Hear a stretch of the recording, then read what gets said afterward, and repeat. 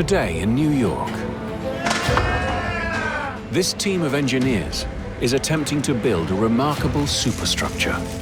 We change the skyline every day. One of the world's most luxurious skyscrapers, right in the heart of busy Midtown Manhattan. We're building a skyscraper on a postage stamp. 71, you got it! Up, up, up.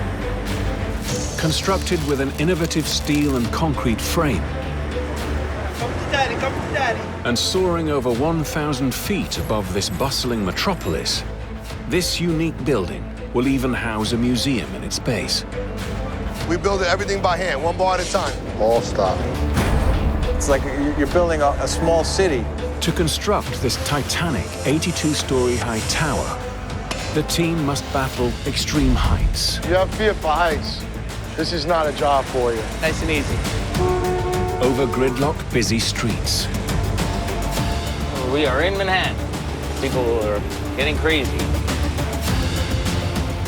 So this thing is way off. We are building part of history. This skyscraper ranks in a league of ambitious new engineering wonders that are bigger, faster, taller, and more advanced than anything ever constructed before. This series charts the inside story of the extraordinary race to build these giants.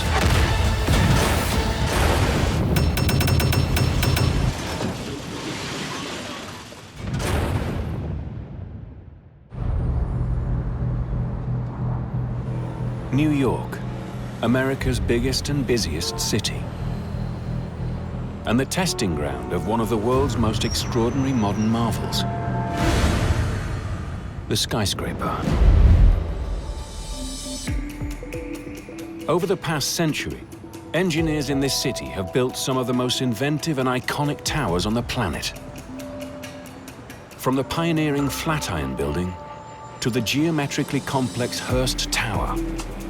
In the 20th century, building a skyscraper was all about how high you could go. But today, in this crammed city, the challenge is simply finding a spot to put one. In 2007, this small plot of land became available next to the city's renowned Museum of Modern Art. At just 17,000 square feet, in most parts of the world, it might just be big enough for a car park. There's a suggestion to put the hoist on the south side. But this team, led by developer Tim Flynn, is attempting to build a pioneering skyscraper on it. Spreading out horizontally doesn't work, so we have to go vertically to the sky. Building anything in the heart of bustling Manhattan is a huge challenge.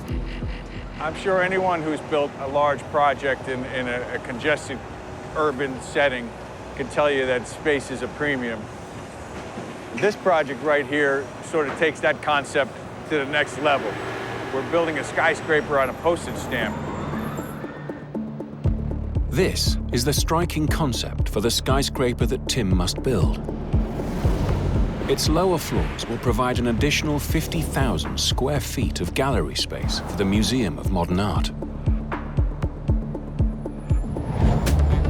Above this, the tower will house 146 ultra-luxury apartments, a gym, spa, wine vaults, and a restaurant. Workers must erect a sturdy frame around the building to form its skeleton. The tower's 1,050-foot high walls will change angles 13 times as it rises. This gives each floor a unique shape that tapers to 3 sharp points. Apartments above the 46th floor will enjoy the ultimate luxury: unbroken views of New York's iconic Central Park.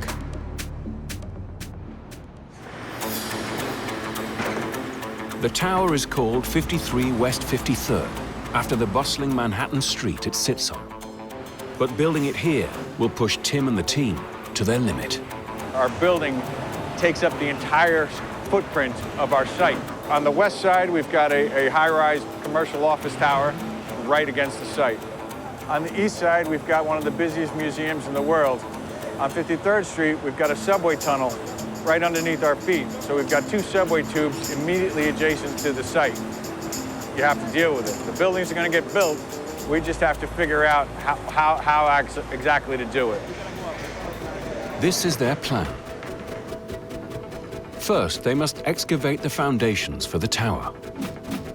They must drill 33 concrete pillars up to 70 feet deep into the bedrock, avoiding the subway beneath. They'll build each floor with wooden molds, then fill the molds with colossal amounts of steel and concrete to form the strongest possible structure, 1 floor every 5 days. Halfway up the tower, they must build 3 gigantic support floors. These will tie the rigid core of the tower to the exterior walls and help them stand up to strong winds. They must install over 5,000 panels of aluminium and glass to create the tower's skin, mimicking the shape of its sloping columns. Workers will top the tower off with 5 glass and steel pyramids to complete 53 West 53rd's iconic look. We've got a big challenge ahead of us, but we feel we'll stay ahead of it. The first step is to install a crane to piece together the tower's frame. They can't park the crane on the busy street, so they must assemble it right in the middle of the site. With the crane in place, the lower floors begin to rise around it. Tim's team has just 55 months to build and fit out the tower so residents can move in on time. There's no room for delays. Schedule is everything. We're running a business here. It takes 2 years to build just the first 30 floors. Now, as the tower rises taller and starts to taper, closing in on itself, the real challenges begin.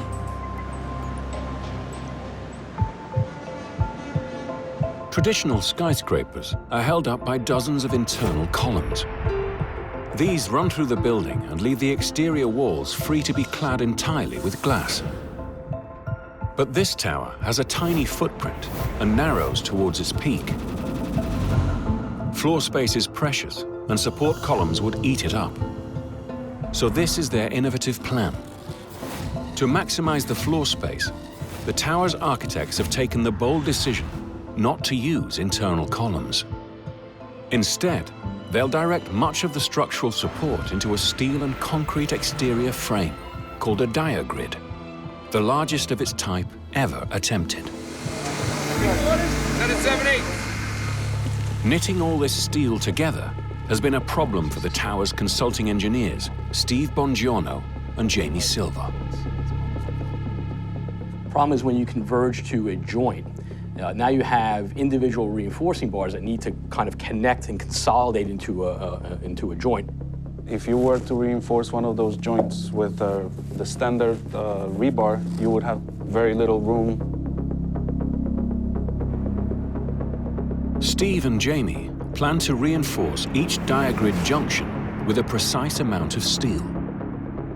If 3 or more diagrids overlap, the steelwork required simply won't fit inside the building. To solve this, they've designed a clever junction called a node. They are huge slabs of 3-inch thick steel covered with precisely angled sockets, loaded with super high-strength steel bars. The steel bars must be the exact length and angle to slot into the structure's steel skeleton. If any bar doesn't align perfectly, the node won't fit and the tower won't be strong enough. But with 31 perfectly designed nodes, every part of 53 West 53rd's exterior frame should channel the weight of the building to the foundations.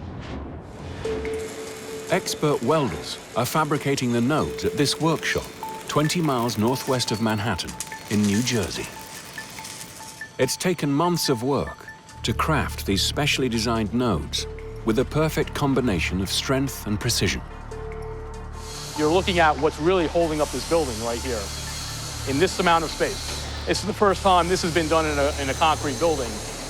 By using these nodes in the diagrid, we're able to safely channel the loads coming down through the building and into the foundation.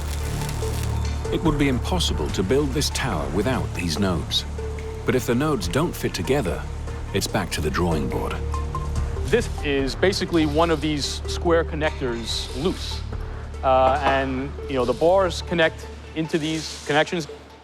When you get out there, these 6 bars have to match up pretty much exactly with 6 bars coming up out of the concrete. Accuracy and precision is paramount to having these connections work.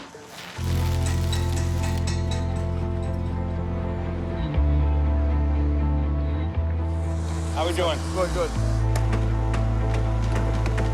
Right now, we can't go any higher until those nodes go in place. This floor is a big test for the experimental nodes. We don't have nodes on every floor. This floor happens to have 3. So it's critical that they fit in place. If something went wrong and we can't fit it in, that's just delaying the progress of the deck. Hey, Tom, Steve, have you seen Devin yet? Steve Bongiorno is on site to make sure his nodes slot into place. The heavier one today is about 13,000 pounds, 6.5 tons.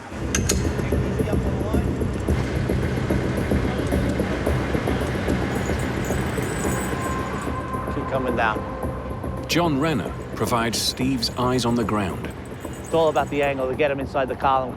All these columns come on different angles. It won't fit unless it's connected the right way. All right, Nick, easy up on the line. This node weighs 6,000 pounds. It's far too heavy to wrangle once in the air. They must raise it at just the right angle so it slots in snug first time. You got about 4 or 5 feet of slack. Keep coming left, Nick. 2, 1, up, up, up, Nicky. Up, up, up, take it, Nicky, all you.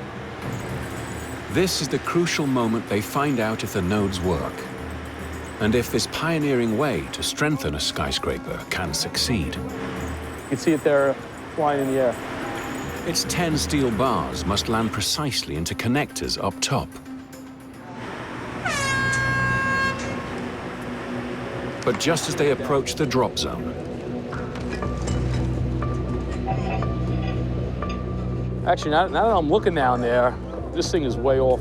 they hit a glitch. Something doesn't look right. I'm worried about the bottom. Oh, one of them's not gonna be able to go. None of the steel bars line up in the right position. This bar can't go anymore. It's hitting something up there. That's a major problem. It's a major problem. Once he welds that on, how are they going to get it down? I gotta come over for this one. Hold on 1 second, Rich. I don't know how they're going to get this in. It's a foot longer than it should be. And we don't have that kind of adjustment. Yeah. I got one. Not easy building any building. A building like this, it's extra hard. This one we should be able to go up a little bit. Is it going to be enough? 2 steel reinforcing bars are too long, which means the crucial node that holds the frame of the skyscraper together won't slot into place. This was a problem of our making. We're supposed to get a final survey at this point, but that survey information never got back to the computer. Everything was done to the right length. It's just starting from a point that was higher than it was supposed to be.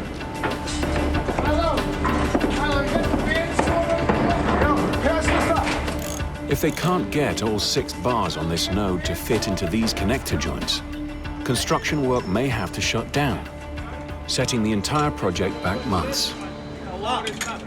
These 2 on the bottom, this is being restricted too, right? You're gonna have to start putting those in. If we connect this one and this one, all you're gonna have is 5 inches. You need 12 to go down. So these 2 bars, the 2 bars on the backside were installed a little too long. We're gonna have to cut the bar. Because I don't think there's any choice but to cut the bar. So this will be a first. All right, anybody see any other way to do this? Months of precision engineering have gone into making this node. Cutting the bars on site is a high-risk strategy. 9 foot 2.5. If they cut too much out or damage the node, it will take months to build a replacement. There's really no solution here except to cut about 8 inches off of those 2 bars. It's always something different, too. While Steve's crew remove the node and fire up the saw, 2 or 3 feet up, all right? Nice and easy. on the ground, John is anxious to make headway installing the next node. This one is 13,000 pounds. The other one was 6,000. It's twice as heavy, so twice as hard to wrangle into position. What if we lean it, put it around over here? Maybe try and lean it this way, the way it is? They need to angle it at exactly 84.3 degrees before they lift it up, so it slots into its connectors. Easy down now, Nicky. Easy down. Coming up, brother.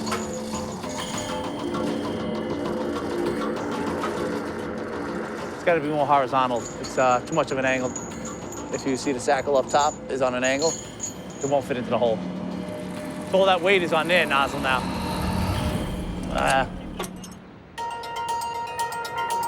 Daddy, come to daddy. Up top, the team has chopped 8 inches off the bars on the first node. Now the big test. Will it fit?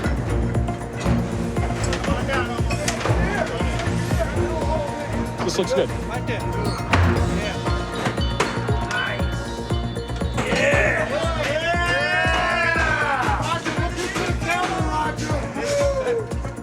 This is now secure enough to release the crane, and they'll have to, obviously make the other 4 connections. But at that point, the crane will be gone. We'll be on to the next one. Steve's quick fix saves the day. Now they must psych up to battle the heavy weight below. Third time's not a charm. I'm heading to Mexico.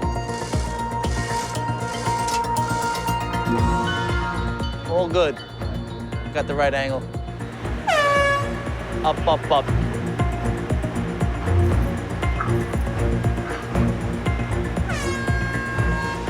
It's a nerve-wracking wait to see if all 12 bars on this monster node are the right length to slot into their connectors. Beautiful thing. Yeah, you got it, Richie. You can start going to me as we go lower. Yeah, here you go. Good. Oh, hold it. This time, it's a perfect fit. Even the bars are lining up better on this one. This is a good sign. So we're gonna get out of here before it gets dark today. All right. Now the team just have to tighten the nuts. Thanks, guys. You did a great job. That's how it's supposed to be done. And the critical connectors for floor 31 are in place. This is ready to go. It's a long day, but it's worth it. We're above the halfway point, and we're charging up the building. The team takes a well-earned break. My first job was on the Empire State Building with my father in 1987. We were working on the antenna together. Back in the days when my father was working, they didn't wear harnesses. They didn't wear safety gear, nothing. Glasses, gloves. My father was in the hospital every day taking metal out of his eye. Almost every week, really. He never stopped. It's changed a lot. I'd say 80% of the iron workers, their sons are iron workers. I think that's part of construction. You know, the honorability, the camaraderie that comes with the men. You grow up wanting that. And we're like a brotherhood. These are all my brothers here. I come to work, I feel like I'm with my family, hanging out, enjoying our day. Couldn't do it without them. Over the next few months, Steve's team picks up the pace. The Skyscraper's show-stopping angular frame starts to take shape. Step by step, they're getting closer to this.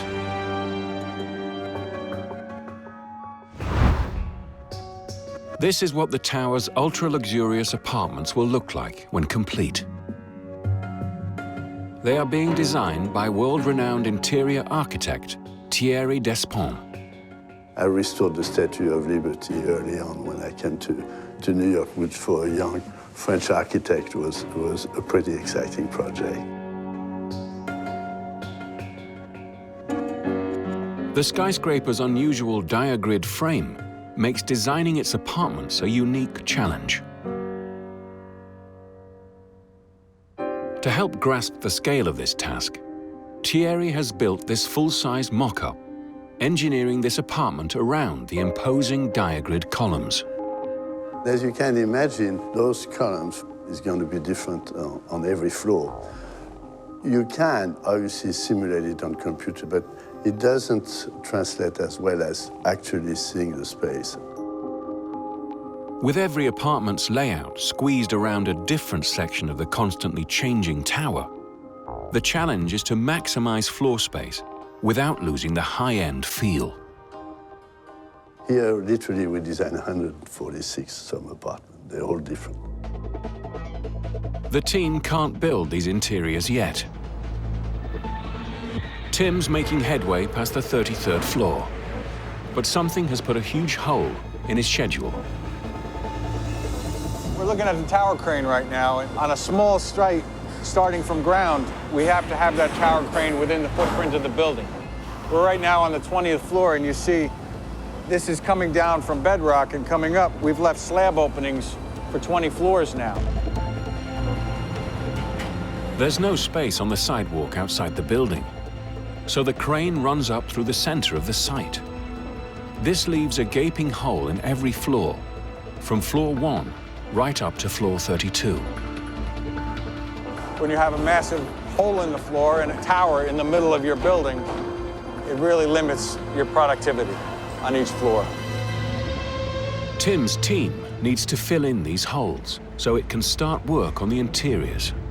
To do this, he's come up with an ingenious solution. What we're doing is we're putting a platform hanging off the side of the building above the activity of the street, and we'll install a second tower crane on that platform, which will be outside of the building, which will rise with the building 1,000 feet in the air. In another engineering innovation, they will construct a new crane on this temporary steel platform outside the building that scarily overhangs the street like a diving board. We've got a team of ironworkers doing the last part of the installation of this diving board. And they're getting ready to start stacking tower sections for the crane on top of this. The team teeters on the edge of the platform to guide the 13-foot-high crane sections into place. This isn't a job for the faint-hearted. Just the way it is, counterclockwise. It's a high-rise spectacle for the neighbors. All right, about a foot over the pockets. Come on down easy, get you started. Keep coming. Another foot. 8 inches. And all stop.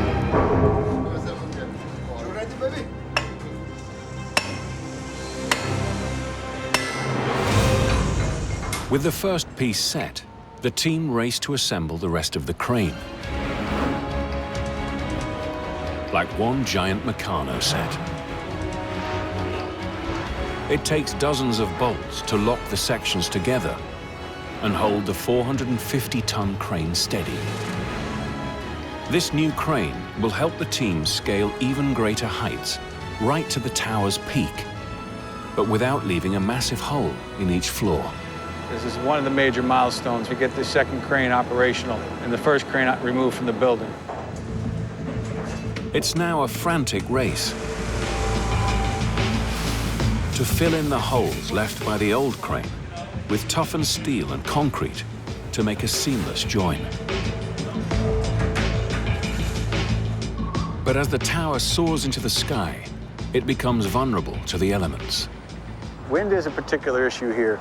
We're going to be up above all these other buildings and taking increased wind forces, which is causing a building to want to overturn.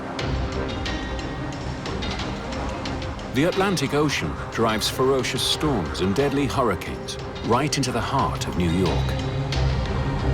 Manhattan's skyscrapers bear the full brunt of these gusts, especially at the top, where winds can be many times stronger than those at street level. How can Tim's team protect this 1,050-foot-high tower from these forces of nature. A rigid core of high-strength concrete and steel runs right up through the skyscraper to support it inside, while the network of diagrids holds up the exterior. But these innovations are not enough to stop extreme winds damaging the structure.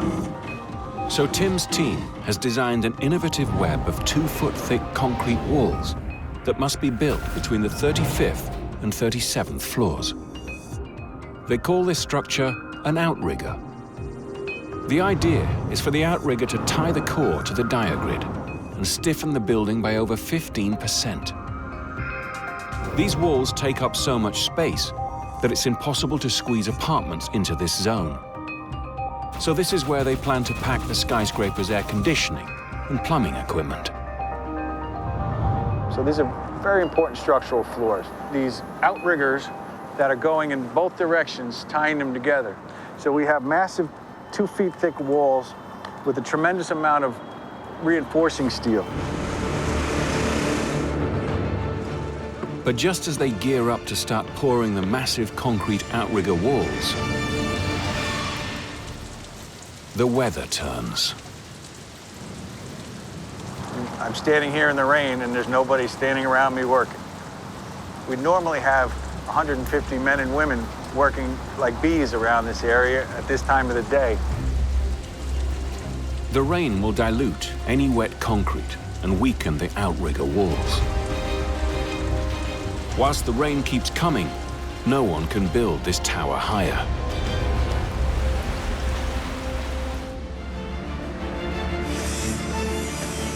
But not everyone has been forced to down tools. Down on the 22nd floor, this team is pushing on through the bad weather. This is going to be a good condo. Yeah, this is someone very special is going to be living here. Mark Skorowicz heads up a team of master carpenters. Me, Patrick, and Vinny, we work on the columns. Mark's team create flat-pack wooden molds called formwork. These surround the steel of the diagrids. Workers then fill the gap between the steel and formwork with concrete to finish each column. You build it, a box. It encases the rebar, then you can pour the concrete in. And then after the concrete cures, you have a column. They're all labeled for the direction that they're facing, the height of the floor, where locations, north, south, east, west. And the guys upstairs, they can put it together. Time is money in the concrete business. They want to get it done yesterday, you know? We've been working together for a long time. Half of us known each other for 10, 17 years. We take care of each other like a family. I always envied the guys that were, up there hanging off the buildings when I was younger. And that's what I wanted to do, and I'm here. Mark and the carpenters make headway with their wooden formwork. But no one can pour any concrete into it until the rain stops.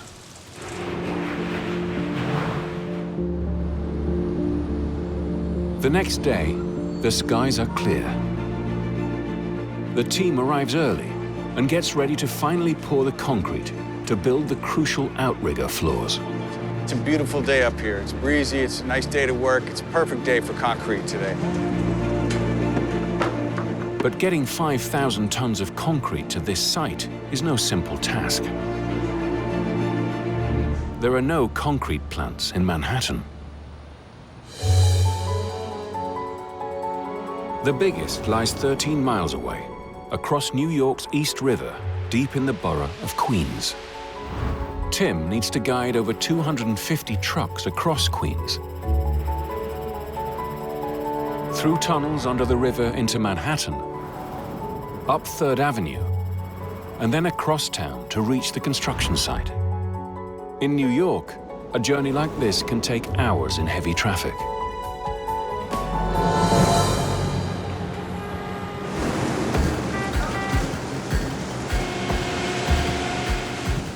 The concrete has a lifespan of just 90 minutes before it becomes unusable. From the moment it hits the truck, the clock is ticking. All right, 71, you got it. It's going to take some superhuman driving to deliver this load through the morning rush hour. Kurt Reinecke leads the charge. Yeah, you want to be there in less than 90 minutes. We have about an hour and a half to get to the job. We've already used 20 minutes of that time getting to this point, so we're going to be cutting it close. It doesn't look good. It's flowing, but we're only doing 4. At 4 miles per hour, it will take Kurt more than 3 hours to reach the site. The concrete will have set solid. As Kurt crawls through the Midtown Tunnel, the team on site lose precious time. We are in Manhattan, and here we go. People are getting crazy already. We're slower than walking right now. We are slower than walking. We're at 54 minutes now. It's almost an hour. It's gonna take us at least 15, 20 minutes to get across town, so we're still cutting it close. The closer Kurt gets to the skyscraper, the denser the traffic becomes. Come on, you could hit the gas. It's the one on the right. Oh, this guy is here for us. He makes it, but the concrete is at the limit of its usable life. Tim's team now has a razor-tight window to lay this load before it's set solid. Huge pumps suck the concrete to vast pouring machines on the 35th floor. They must make sure that the concrete pours into every nook and crevice of the outrigger and formwork. Any gaps or bubbles could weaken the finish.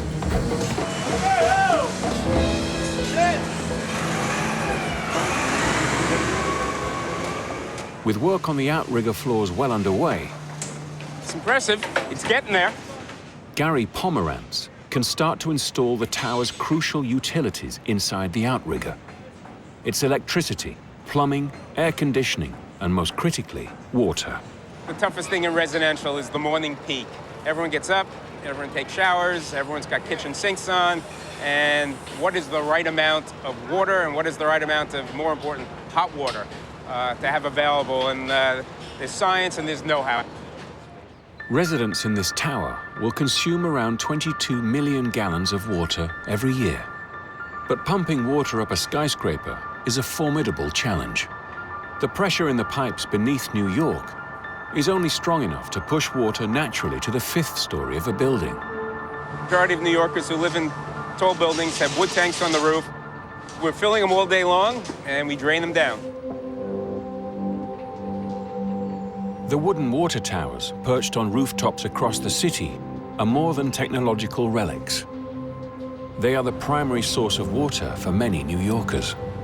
It's a New York thing. Every city's got their thing, and that's one of them for New York, and it's kind of cool. And this building footprint is the challenge. The floor plates are tiny. The round water towers, they take up more space because it doesn't fill the corners. If you imagine a cylinder inside of a square. A single massive water tank at the top of this narrow building would fill the penthouse suite. So Gary has developed an innovative solution. He has divided the skyscraper into 2 zones. Pumps in the basement push water up to the 37th floor, where it is stored in 2 rectangular concrete tanks, each holding 3,500 gallons. From here, a second set of pumps pushes water to another pair of tanks at the top of the building. When residents in an apartment turn on a tap or the shower, water flows back down under its own weight. The water gets up to the top in stages, and there isn't one single pump that does all the lift, and there's not a single piece of piping or equipment that sees the full pressure of the system. Gary will squeeze his vast concrete water tanks into the outrigger floors. This is where the water tank's gonna go. From here, down through here, and it'll be filled with water. It's a new solution to an old New York problem. With the crucial outrigger floors nearly complete, 53 West 53rd soars up towards its final height of 1,050 feet. So we're 45 floors up. We've got about another 35 floors to go after this. Good, Robbie. We're pouring a floor every 4 days, and we're starting to really see those views that we were looking for. We can look to the south and start to see over Rockefeller Center all the way down to the World Trade Center. We can see Tower number 1 standing up proud down there. If we look to the north, we've got full views of the Central Park. His team must complete one final challenge. They must clad the tower's unique diagrid frame in a top-to-toe glass skin. This is the structural, the bones of the building right here. But our architect has chosen to express the structure on the exterior of the building.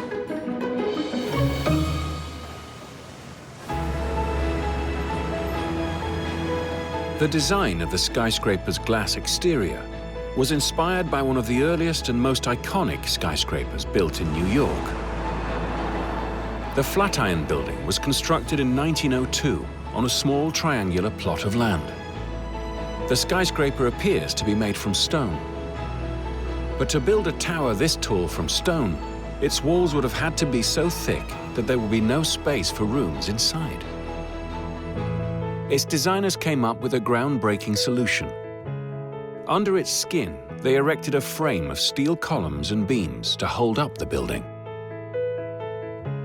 The stone and terracotta exterior is nothing more than a thin facade, called a curtain wall, that hangs from the frame just like a curtain. It keeps the weather out and gives the skyscraper its iconic look. 115 years on, Tim's team is using the same idea.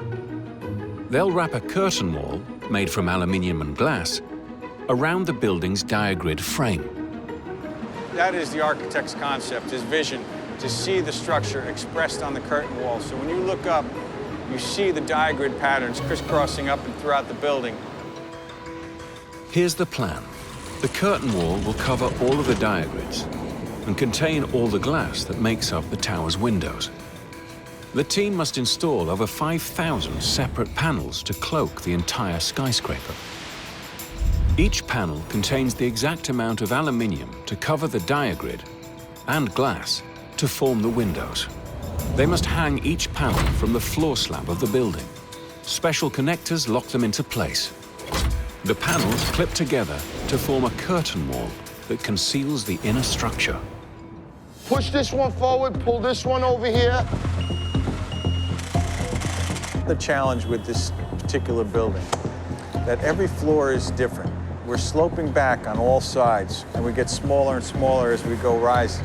The layout's different on the next floor, the concrete's different, the curtain wall's different, everything's different. The pressure is on these guys. That's good, that's perfect, leave it right here. Frank Mahoney leads the team attaching the wall to the upper floors.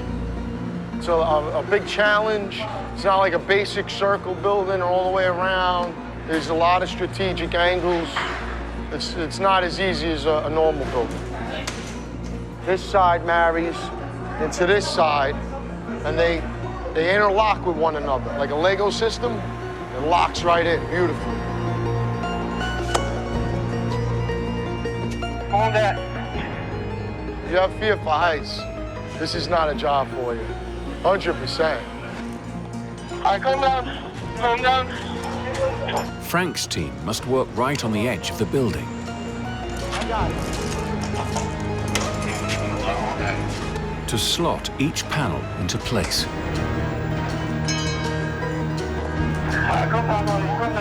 Special connectors tie each panel into the structure to make a watertight seal. Your gaskets are right here, prevents it from leaking. So they're all racked, plumbed, caulked, and sealed. Right now, these are all ready, these are all finished. We're looking great, beautiful. Over the next few weeks, the team hit a good rhythm, and the curtain wall starts to take shape.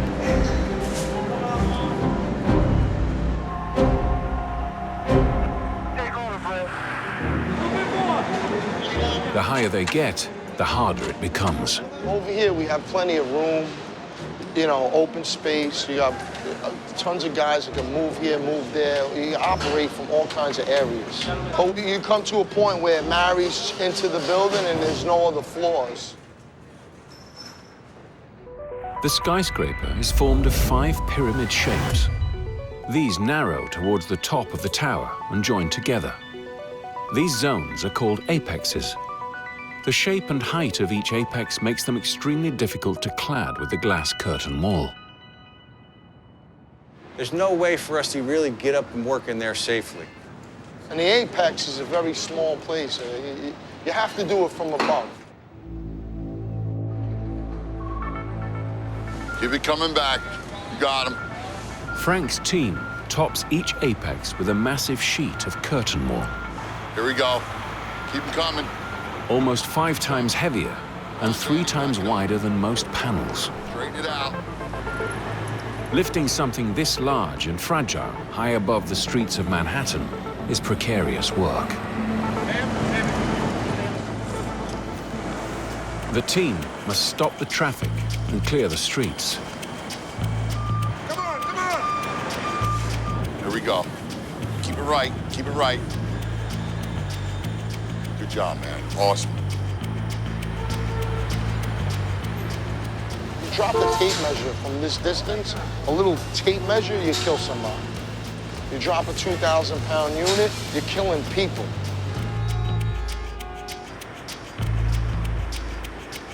Frank can't allow anyone to step underneath this heavy panel until it's close to the drop zone. You can't be under any load for safety, just in case something goes wrong. A choker could break, anything could happen when the load comes down. As the first apex closes in, the team squeezes out onto the 3-foot ledge to guide it into position. It's about a 3-foot hole to sneak through, get in there, to go through, to make the final little adjustments, just to land it onto the anchors. Just watch that scaffold for me, Tony, okay? Touchdown must be perfectly aligned for the building to achieve its signature look. We don't put it in right, it don't look right. It's the face, you know? It's the covering. It's like a nice jacket. All right, let's get it closer. All right, we're touching. All right, we gotta go tight to the wall. The team must muscle it into place. All right, I got about 7 inches. Which way, up or down? It's just gonna come down. He's probably 2 inches high. It's coming. It's gonna come. There you go. There you go. You're looking pretty good right there. And it's locked in. With one of the tower's apexes in place, the team has proved they can build this giant. It's a first for me. I've never done anything like that before. Anytime you do something new, it comes with its own set of new problems to figure out. It's a big milestone for us today. We got the apex in successfully. We've proved that it's possible. We feel we've got the hard part done. We can move on and we can stack on top. And then everything else from there is, it's not gravy, but it's almost like grandma's meatballs and gravy. And now the final craftsmen begin working, fitting out the apartments. These are the finishing touches to a construction job that has pushed the team to the limit. We knew that this building was going to be an incredible challenge. We all have to come together and perform at our best to execute a project like this. And that's what they're doing every day. In a few short months, once the exterior of the tower is complete, this 1,050-foot high building will be the most radical and elegant skyscraper on New York's skyline. Everyone who worked on this team will be looking at this building every time they see it and say, boy, look what I did. Everybody that's involved, and that's a wonderful feeling. I gotta tell you, it's been overwhelming. I'll be telling my grandchildren I built this place.